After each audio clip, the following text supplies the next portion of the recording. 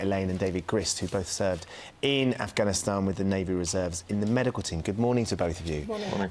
It's going to be quite a special day today, isn't it, Elaine? It certainly is, yes. Explain a little bit about your role in it this afternoon. I'm the warrant officer for the Guard for the Queen's Colour Parade. That sounds like it's quite a lot of responsibility. It is, and I've never done it before, so fox in the headlights at the moment. I'm sure if you can cope with Afghanistan.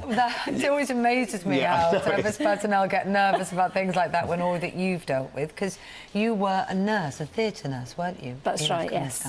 So you must have seen some of the awful effects of war. Yes. Wherever the service personnel are, there's always a medical team behind them just in case of any injuries, and that's why I'm quite proud for both tours in Afghanistan and the tour in Iraq that I was there for our boys and girls to help as much as we can as medics.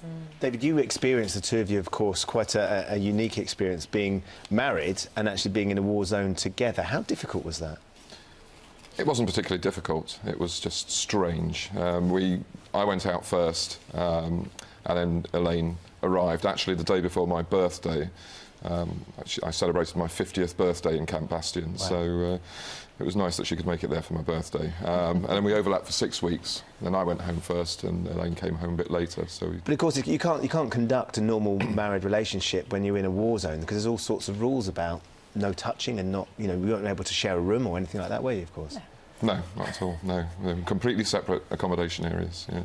I wonder if it helped you in a way to process the experience of being there, because we've talked about the 453 people who lost their lives, sadly, but the many others whose lives were affected, and often they would come home to partners who didn't really know what they've been through. Has it helped you to sort of talk about your experiences within each other, because you both know? Absolutely, and the tour beforehand, I didn't realise how much when you leave, you always think it's you because you're the one in the war zone and on the front line. You don't think what it's like for the people who are left behind, the families and friends who are sat at home worrying and not thinking about them. Was there a worry, though, David, for both of you, I should imagine, because you are in a war zone, that you're not just thinking about doing your job, in the back of your mind you're thinking, I hope Elaine's all right, and Elaine's thinking, I hope David's all right? Yes, there is, of course, but I think that was worse when you're separated by miles. So in that instance, you know, we had sharing the experience made it slightly easier. If anything, it's worse when you don't know what's going on. You've got no concept. So to be able to know exactly what the environment was like made it easier. Helps, really. Yeah.